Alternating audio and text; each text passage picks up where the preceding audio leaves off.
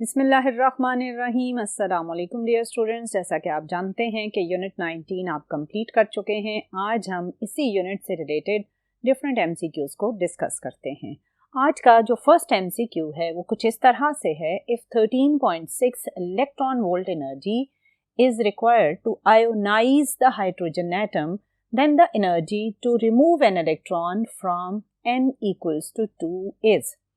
आप जानते हैं कि जब किसी भी हाइड्रोजन एटम को आयोनाइज किया जाए, विच मीन्स अगर आप इलेक्ट्रॉन जो कि फर्स्ट ऑर्बिट में है उसे अगर आप उस एटम में से रिमूव करते हैं तो इस प्रोसेस में जो आयोनाइजेशन एनर्जी होगी वो है 13.6 electron volt for the first orbit.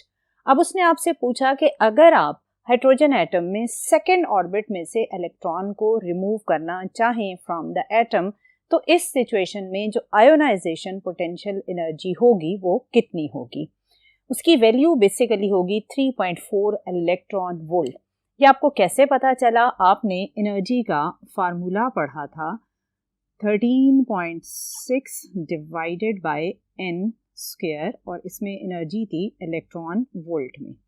अगर आपके पास फर्स्ट ऑर्बिट में इलेक्ट्रॉन है और आपने उस एटम को आयोनाइज करना है तो इस n की वैल्यू आप 1 पुट करेंगे और एनर्जी की वैल्यू आ जाएगी 13.6 इलेक्ट्रॉन वोल्ट।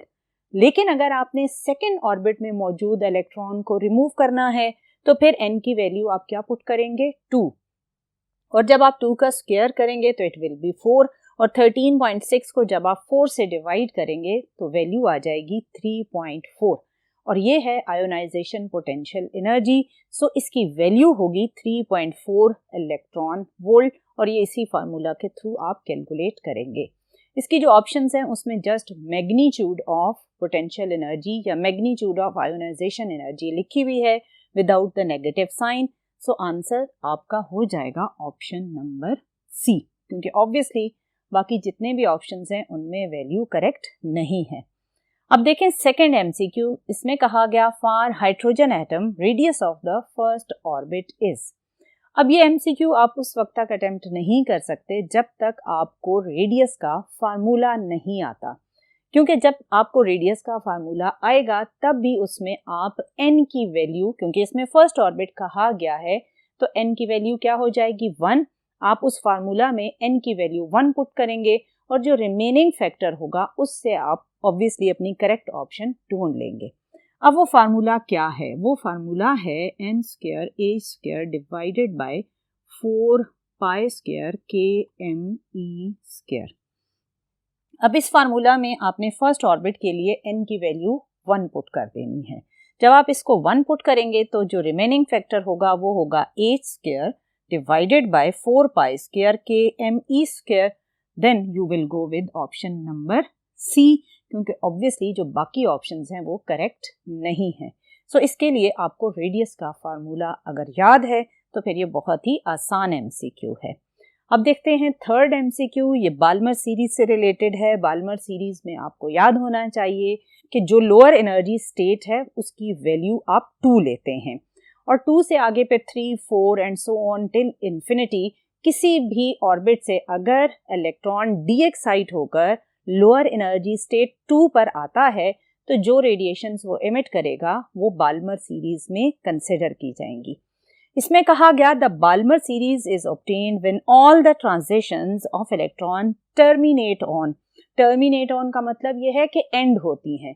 इलेक्ट्रॉन कौन सी हायर एनर्जी स्टेट से डीएक्साइट होकर किस लोअर एनर्जी स्टेट पर आकर रुकता है, तो वो एनर्जी स्टेट है सेकेंड ऑर्बिट।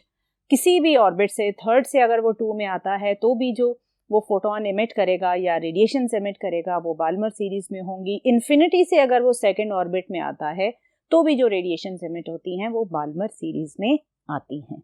ये था थर्ड एमसीक्यू। अब देखते हैं फोर्थ। इसमें कहा गया in accordance with Bohr's theory the kinetic energy of the electron is equal to. इस काइनेटिक एनर्जी का आपने फार्मूला जब आपने क्वांटाइजेशन ऑफ रेडियाई पढ़ा था वहां पर आपने इसको ऑब्वियसली डिस्कस किया होगा।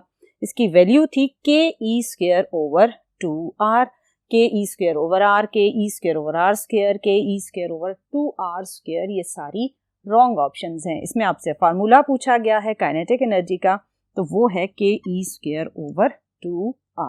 एज सच इसमें कोई भी साइंटिफिक बात नहीं, जस्ट फार्मूला आपको याद है तो you can answer the correct option. MCQ number 5 है, according to Bohr's theory the radius of the quantized orbit is. MCQ number 2 भी ऑलमोस्ट यही चीज थी और MCQ नंबर 5 भी यही है। डिफरेंस ये है कि इसमें आपने फर्स्ट ऑर्बिट का रेडियस बताना था, जिसमें आपने n की वैल्यू को 1 पुट किया था। इसमें उसने जर्नलाइज्ड फार्मूला पूछा है कि रेडियस का क्या फार्मूला है। ये मैंने लिखा है n²h² डिवाइडेड बाय 4π² kme²। अब आप ये ऑप्शंस देखें और सोचें कि इनमें से कौन सी करेक्ट ऑप्शन है। ऑब्वियसली ऑप्शन नंबर 2 या option number B which is n²h² divided by 4π² kme², ये आपके पास करेक्ट ऑप्शन है for the radius of the quantized orbit. ये थे फर्स्ट 5 MCQs, बहुत ही सिंपल, इनमें कोई भी MCQ ऐसा नहीं था जो कॉम्प्लिकेटेड था। अब मूव करते हैं और देखते हैं कि रिमेनिंग 5 MCQs की क्या स्टेटमेंट्स हैं। जी डियर स्टूडेंट, MCQ नंबर 6 की स्टेटमेंट कुछ इस तरह से है। In the Bohr's model of the hydrogen atom the lowest orbit corresponds to infinite energy, maximum energy, minimum energy and zero energy. Lowest orbit का मतलब है ऑर्बिट नंबर 1। आप जानते हैं कि फर्स्ट ऑर्बिट की एनर्जी होती है -13.6 इलेक्ट्रॉन वोल्ट, एंड देन जो सेकेंड ऑर्बिट है उसकी एनर्जी होती है -3.4 इलेक्ट्रॉन वोल्ट। अब आप इन वैल्यूज को देखकर बताएं कि कौन सी एनर्जी की वैल्यू बिगर है। लोएस्ट ऑर्बिट है -13.6 और उससे नेक्स्ट ऑर्बिट जो सेकेंड ऑर्बिट है वो है -3.4, और आप जानते हैं कि नेगेटिव में जो डिजिट छोटा होता है वो वैल्यू बिगर वैल्यू होती है। सो इसके अकॉर्डिंग -13.6 इलेक्ट्रॉन वोल्ट एक मिनिमम एनर्जी वैल्यू है, क्योंकि इससे आगे आप जितने भी ऑर्बिट्स की वैल्यूज करते जाएंगे कैलकुलेट, तो वो माइनस, अगर ये 3.4 है तो अगली इससे भी डिजिट में कम होगी with negative sign. So -13.6 electron volt एक मिनिमम वैल्यू ऑफ एनर्जी है, और उसने आपको जो ऑप्शन नंबर सी दिया है उसमें आपके पास मिनिमम एनर्जी है। So the lowest orbit corresponds to minimum energy not maximum. आपने नेगेटिव साइन को इग्नोर नहीं करना। 7th में है when an electron in an atom goes from a lower to higher orbit its kinetic energy increases, potential energy decreases, यानी kinetic और potential energy के बारे में आपने बताना है। अगर आप गौर करें तो जब आप इलेक्ट्रॉन को एक लोअर ऑर्बिट से हायर ऑर्बिट की तरफ लेकर जाते हैं तो होता क्या है। आपने ऑब्जर्व किया कि किसी भी एटम के जो सेंटर में न्यूक्लियस है उस पर होता है पॉजिटिव चार्ज, और ऑब्वियसली इलेक्ट्रॉन पर है नेगेटिव चार्ज। ये न्यूक्लियस का पॉजिटिव चार्ज इलेक्ट्रॉन को अट्रैक्ट करता है टुवर्ड्स द न्यूक्लियस, और अगर आप इस इलेक्ट्रॉन को न्यूक्लियस के इस अट्रैक्टिव फोर्स से दूर लेकर जा रहे हैं, it means you are moving from lower orbit to higher orbit against the attractive force of the nucleus. ये काम करने के लिए आपको क्या करना पड़ेगा? ऑब्वियसली इलेक्ट्रॉन को लोअर से हायर की तरफ लेकर जाने के लिए आपको वर्क परफॉर्म करना पड़ेगा, और वो वर्क इलेक्ट्रॉन की पोटेंशियल एनर्जी को इंक्रीज कर देगा। सो होता ये है कि जब इलेक्ट्रॉन एक लोअर ऑर्बिट से हायर ऑर्बिट की तरफ मूव किया जाता है तो उसकी पोटेंशियल एनर्जी इंक्रीज होती है और काइनेटिक एनर्जी उसकी डिक्रीज होती है, और इन रिटर्न वही इलेक्ट्रॉन जब हायर एनर्जी ऑर्बिट से डी एक्साइट होता है towards the lower energy orbit तो उसकी पोटेंशियल एनर्जी कम होना शुरू हो जाती है और काइनेटिक एनर्जी इंक्रीज होना शुरू हो जाती है। अभी आपने मूव करना है फ्रॉम लोअर टू हायर, तो इसमें आपके पास काइनेटिक डिक्रीज होनी है और पोटेंशियल इंक्रीज होनी है। So this is the correct option, जिसमें काइनेटिक डिक्रीज हो रही है और पोटेंशियल एनर्जी इंक्रीज हो रही है। अब देखें MCQ नंबर 8, इसमें कहा गया frequency of X ray depends upon. आपने एक्सरे प्रोडक्शन में ऑब्जर्व किया था कि आपके पास एक टारगेट था जिस पर आप एक इलेक्ट्रॉन को एक्सेलरेट करवाकर स्ट्राइक करते थे। जब उस टारगेट पर electron with high energy strike करता है तो उस टारगेट से फिर एक्स रे फोटोन एमिट होते हैं। अब आपसे कहा गया कि जो टारगेट आप यूज कर रहे हैं उस टारगेट से जो एक्स रेज एमिट हो रही हैं उन एक्स रेज की जो फ्रीक्वेंसी है, क्या वो number of electron striking the target उस पर डिपेंड कर रहा है, नेचर ऑफ टारगेट पे डिपेंड कर रहा है, एक्सेलरेटिंग पोटेंशियल पे डिपेंड कर रहा है, या both B and C? Obviously both B and C. Nature of target भी इंपॉर्टेंट है क्योंकि आपके पास जो टारगेट मटेरियल होना चाहिए उसका मेल्टिंग पॉइंट हाई होना चाहिए, उसका एटॉमिक नंबर भी हाई होना चाहिए। नेचर ऑफ टारगेट एक इंपॉर्टेंट फैक्टर है। और सेकंड, एक्सेलरेटिंग पोटेंशियल। ऑब्वियसली अगर आप इलेक्ट्रॉन को एक लो पोटेंशियल के थ्रू एक्सेलरेट करेंगे तो उसके पास एक लो काइनेटिक एनर्जी होगी, वो एक लो काइनेटिक एनर्जी के साथ टारगेट को हिट करेगा। तो फिर इस सिचुएशन में जो एक्स रेज एमिट होंगी उनकी फ्रीक्वेंसीज बहुत ही कम होंगी या एक्स रेज एमिट ही नहीं होंगी। सो वो पोटेंशियल जो इलेक्ट्रॉन को एक्सेलरेट कर रहा है वो बहुत ही इंपॉर्टेंट होता है क्योंकि उस पोटेंशियल ने इलेक्ट्रॉन की काइनेटिक एनर्जी को डिटरमिन करना होता है। सो एक्सेलरेटिंग पोटेंशियल भी इंपॉर्टेंट हो गया, नेचर ऑफ टारगेट भी इंपॉर्टेंट हो गया। अब उसने पूछा था frequency, number of electron striking the target. ये ऑब्वियसली फ्रीक्वेंसी को डिटरमिन नहीं करते, ये नंबर ऑफ एक्सरे फोटोन को डिटरमिन कर सकते हैं बट फ्रीक्वेंसी को डिटरमिन नहीं करेगा।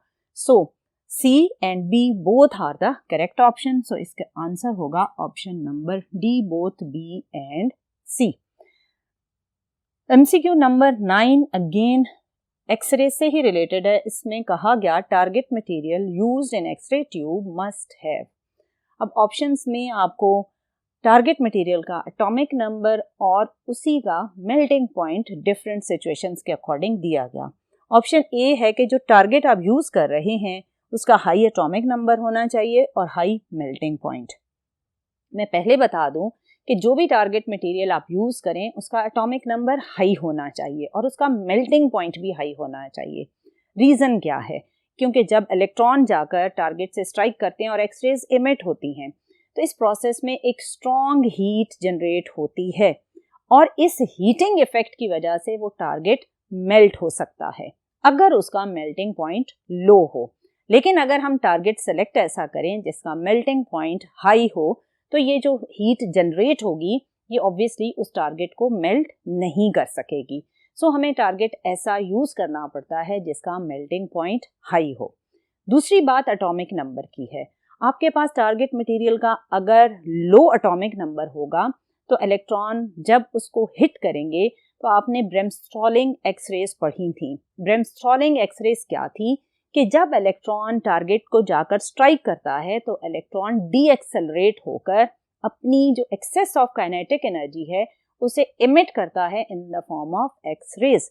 सो the acceleration of electron generate करने के लिए टारगेट का एटॉमिक नंबर हाई होना चाहिए।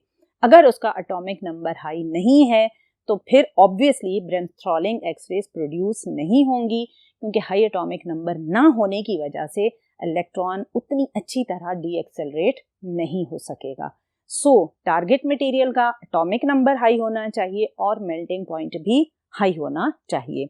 इसीलिए हम जो टारगेट यूज करते हैं वो होता है टंगस्टन का बना हुआ जिसका एटॉमिक नंबर होता है 74 और उसका मेल्टिंग पॉइंट होता है 3370 डिग्री। इस हाई मेल्टिंग पॉइंट और हाई एटॉमिक नंबर की वजह से हमें दो बेनिफिट्स हैं। एक ये कि जो हीट जनरेट होती है उससे टारगेट मेल्ट नहीं होता और हाई एटॉमिक नंबर इलेक्ट्रॉन को डी एक्सेलरेट करने के लिए एक सपोर्ट प्रोवाइड करता है। सो इसमें option number A which is high atomic number high melting point, this is the correct option. Last MCQ है laser is a device which can produce intense beam of light, monochromatic beam of light, coherent beam of light, all of the above. ये सारी जो properties हैं ये laser beam की हैं। Obviously laser beam एक intense beam होती है और सिंगल वेवलेंथ की होती है क्योंकि आपने देखा होगा या रेड कलर की या ग्रीन कलर की लेजर होती है तो एक कलर की वेवलेंथ होती है जिसकी वजह से इसे कहा जाता है monochromatic which mean single wavelength beam. और ये है कोहेरेंट बीम ऑफ लाइट जिसका मतलब है कि आपके पास लेजर बीम में जितने भी फोटॉन्स हैं या वेव्स हैं वो सेम फेज कैरी करते हैं, उनका फेज डिफरेंस 0 होता है।